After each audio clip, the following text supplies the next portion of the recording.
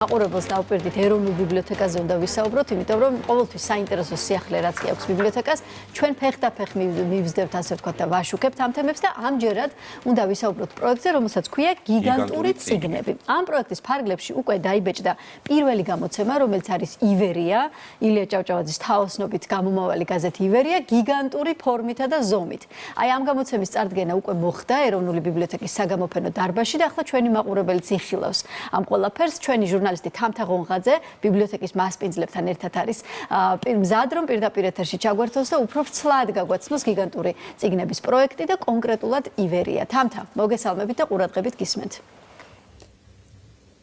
გამარჯობა, დიახ, როგორც თქვენ აღნიშნეთ, ახლა მე ვარ საქართველოს ეროვნული ბიბლიოთეკის საგამოფენო დარბაზში და ჩემ უკან თქვენ ხედავთ გიგანტურ წიგნს, რომელიც გახლავთ 1886 წლის გაზეთ ივერიის სრული კომპლექტი, იგივე ზომითა და ფორმით, როგორც ორიგინალია.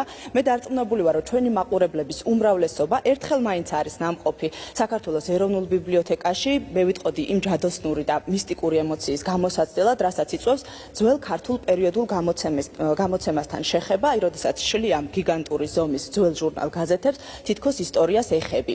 გიგანტური წიგნები მე არ ვახსენე შემთხვევით, სწორედ ეს არის სახელწოდება ამ პროექტის და ის გიგანტური მნიშვნელობისაა, როგორც გადატანით, ისე პირდაპირი მნიშვნელობით, პირდაპირი მნიშვნელობით თავისი ზომისა და ფორმის გამო და გადატანითი მნიშვნელობით გულისხმობ იმას, რომ ილიას ივერია სწორედ რომ გიგანტური მნიშვნელობის იყო ჩვენი თითოეული ქართველისთვის, იქიდან გამომდინარე, რომ ის გახლავთ უტყუარი მატიანე მე-19 საუკუნის ბოლო და მე-20 საუკუნის დასაწყისი წლების. ასევე ახლა მე მინდა ამოგიკითხოთ ერთი პატარა ციტატა ილიას ცნობილი წერილიდან, რა გითხრათ, რით გაგახაროთ, რომელიც ხათაშორის ივერიაში დაიბეჭდა და ივერიის მნიშვნელობას და დანიშნულებას უსვამს ხაზს. ივერია ცდილობდა მკითხველს გაერკვია, რანი ყოფილვართ, რანი ვართ, რანი ვიქნებით, რომ ყურები ბამბას არ დაეცო და თვალებზე ხელაფარებული არ გვეცხოვრა. აი ასეთი მნიშვნელობის გამოცემა ახლა ჩემს უკან და ჩემს წინაშე და ჩემს წინაშე ასევე ბატონი კონსტანტინე გამსახურდია, საქართველოს ეროვნული ბიბლიოთეკის დირექტორი, რომელთან ერთადაც გავაგრძელებთ პროექტზე საუბარს. ბატონო კონსტანტინე, მოგესალმებით. მე აღვნიშნე ივერიის წვლილი და თქვენი აზრითაც რომ გითხრათ, რატომ იყო ის პირველი გამოცემა ამ პროექტის ფარგლებში, რატომ გადაწყდა სწორედ ივერია? ივერია იყო ის ფორუმი, რომელიც მნიშვნელოვანია ქართული აზრის ეროვნული თვითცნობიერების ეტაპების გასაგებად, ასევე იმ ძირითადი სამუშაოების ჩასაწვდომად, რომელიც განხორციელდა ერის სახელმწიფოდ ფორმირების გზაზე. ეს იყო მაშინდელი გაგებით ფორუმი, რომელიც არა მხოლოდ პრესა იყო, ეს არ იყო მხოლოდ პრესა, არამედ ეს იყო იმავდროულად ელექტრონული მედიის ფუნქციაც ჰქონდა. თქვენ წარმოიდგინეთ, სოციალური ქსელის ფუნქციაც კი ჰქონდა მას. და ივერიის საშუალებით ადამიანი გაიგებდა თბილისში, ქართლში, კახეთში მაგალითად რა ხდებოდა სამეგრელოში, რა ხდებოდა გურიაში, სვანეთში, სხვაგან მთელ საქართველოში. მართალია 800-მდე გამომწერი ყავდა, მაგრამ ამან შეგვაცდინოს ჩვენ ეს ივერია ხელიდან ხელში გადადიოდა მაშინ. უფასოდაც ვრცელდებოდა და ივერია ყოველთვის აქტუალურია, მას აქტუალურობა არასოდეს დაუკარგავს და ეს მხოლოდ პერიოდიკაც არ არის, ეს გარკვეული გაგებით ზე პერიოდიკა არის. ანუ ის მხოლოდ მაშინდელ ისტორიულ კონტექსტში კი არ იყო მნიშვნელოვანი და აქტუალური, არამედ შემდგომ ისტორიულ პერიოდებშიც მნიშვნელოვნებას ინარჩუნებდა. სწორედ იქიდან გამომდინარე ალბათ, რომ ივერია მსჯელობდა მრავალ საჭირბოროტო საკითხზე, იქნებოდა ეს საბანკო პოლიტიკა, ქველმოქმედება თუ ქრისტიანობის როლი და ასე შემდეგ. მნიშვნელოვანი იყო ასევე აღრძელობითი საკითხები, რომელსაც იაკობ გოგებაშვილი უძღვებოდა თავის შინაური მიმოხილვების სახით და აი ამ ვრცელი ჩამონათვალიდან გამომდინარე, რა თემებია დღესაც აქტუალური, როგორც ფიქრობთ თქვენ? პოლიტიკო და სალიტერატურო გაზეთი, ასე ქვია მას. რა თქმა უნდა, პოლიტიკა ძალიან მნიშვნელოვანია აქ, როგორ ხედავდნენ მაშინდელ საქართველოში და მოგეხსენებათ, საქართველოს ეს რუკაზეს ესეთი სახელმწიფო მაშინ არ არსებობდა, ეს იყო გუბერნიაში, მაგრამ თვით გუბერნიაშიც კი ახერხებდა ილია ჭავჭავაძე, რომ ქართული საქმე გაეკეთებინა. და აი ამას ყველაფერს, აი ამის გასიგრძეგანებას ძალიან დიდი მნიშვნელობა აქვს დღევანდელი გადმოსახედიდანაც.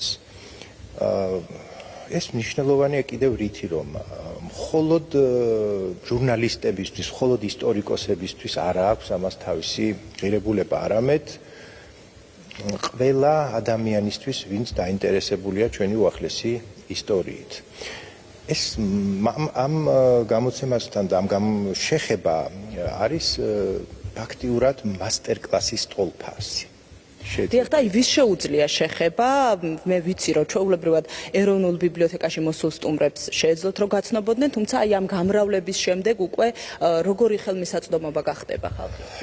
სამწუხაროდ ტირაჟი ძალიან დიდი არ არის, სადღაც 100-მდე არის, მაგრამ ჩვენ ვახერხებთ, რომ მიზნობრივად გადავცეთ ეს სხვა ბიბლიოთეკებსაც და სხვა კულტურულ საგანმანათლებლო ცენტრებსაც, რამდენადაც ეს შესაძლებელია.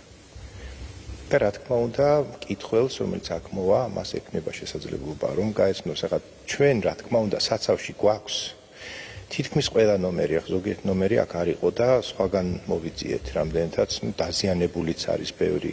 პრაქტიკულად ხელის შეხება ამასთან უკვე ხიფათს წარმოადგენს, რამდენად შეიძლება ისე დაზიანდეს, რომ შეუძლებელი გახდეს მისი აღდგენა. ერთ-ერთი გზა აქ არის გაციფრება, ერთი გზა არის ეს და მეორე აი ასეთი წიგნის ფორმით გამოცემა, თუნდაც შეზღუდული ტირაჟი იყოს ეს. დიდი მადლობა. ანუ მკითხველსაც ექნება შესაძლებლობა, რომ ჩვეულებრივად გაეცნოს ამ გამოცემას. ახლა ჩვენთან ერთად არის ასევე პროექტის ხელმძღვანელი ნოდარ დუგლაძე. ბატონო ნოდარ, მოგესალმებით. პირველ რიგში ჩემთვის საინტერესო იყო 1886 წელი. მე მაყურებელს შევახსენებ, რომ ეს არის ის წელი, როდესაც დროებამ შეწყვიტა ფუნქციონირება და ფაქტიურად ქართული საზოგადოება დარჩა გაზეთის გარეშე და ილიამ სასწრაფო წესით გადაწყვიტა, რომ თავისი გამოცემისთვის ფორმატი შეეცვალა და ყოველთვიური ჟურნალიდან გადაკეთდა ყოველდღიურ გაზეთად და სწორედ 1886 წლის 1 იანვარს გამოვიდა ყოველდღიური ივერია და თქვენ აირჩიეთ 1886 წელი. რატომ? როდესაც ის გამოიცემოდა, როგორც ვიცით, 1877 წლიდან 1903 წლამდე, ხო, თითქმის 20 წელზე მეტი ხნის განმავლობაში. რა თქმა უნდა, ის გამოიცემოდა ჟურნალის სახით, არარეგულარულად დაიწყო ეს 77 წელს, 1877 წელს, 1885 წლამდე. ჩვენ გამიზნული გვაქვს მისი დაბეჭდა, რა თქმა უნდა, ფორმატია უფრო პატარა, რა თქმა უნდა, ამის. დავიწყეთ იმით, რომ ივერია როგორც სრულყოფილი გაზეთი დაიბადა 86 წელს, 1886 წელს. ამიტომაც გადავწყვიტეთ ამის გამოცემა. თან ეს გახლავთ ყველაზე დიდი გაზეთი, მოცულობით 21 წელი გრძელდებოდა ამის გამოცემა, თუმცა 1806 წელს შეწყვიტა.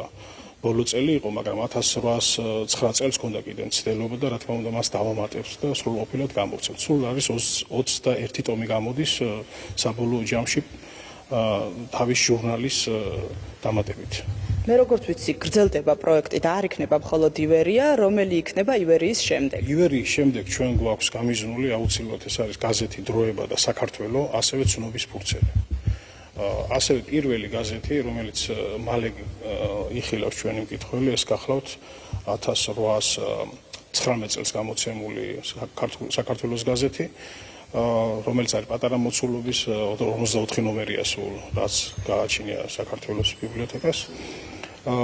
და დავასრულებთ, ალბათ გავაგზავნებთ კიდე ამ პროექტს სხვა გაზეთებითაც რა. არ ვიცი, ახლა ჯერჯერობით ეს გვაქვს ჩვენი პროგრამა მაქსიმუმი იყოს ჩამონათვალი საქართველო, დროება, ცნობის ფურცელი და ივერია. დიდი მადლობა. მე კი მაყურებელს შევახსენებ, რომ პროექტი გიგანტური წიგნები ბიბლიოთეკის საცავებში დაცული დედნების გადარჩენას ემსახურება და რა თქმა უნდა მნიშვნელოვანია ისიც, რომ უფრო ხელმისაწვდომი გახდეს ის ფართო საზოგადოებისთვის. გაზეთი ივერია უკვე დაბეჭდილია, როგორც უკვე ვახსენეთ, 1886 წლის სრული გამოცემა. ეს გახლავთ ის გაზეთი, რომელიც თავისი ყოველი პუბლიკაციით ამტკიცებდა, რომ ილიამ შეძლო და სიტყვით გააერთიანა საქართველო, როგორც ამას ალექსანდრე ჯორჯაძე ამბობდა და თუ როგორი იყო ეს გამაერთიანებელი სიტყვა, სწორედ აი ამის ამოკითხვა შეგიძლიათ ამ გიგანტურ წიგნში. ძალიან დიდი მადლობა. თამთა ძალიან საინტერესო იყო ჩართვა და რაც თავარი პროექტიც ძალიან საინტერესოა და დაველოდოთ უკვე შემდეგ ეპიზოდს რა იქნება ივერიის ცნობის ფურცელს და რა ვიცი საქართველოს გიგანტური ფორმით რაც არის ამ ჩანაფიქრის და პროექტის თავარი იდეა. ახლა ვაგრძელებთ გადაცემას.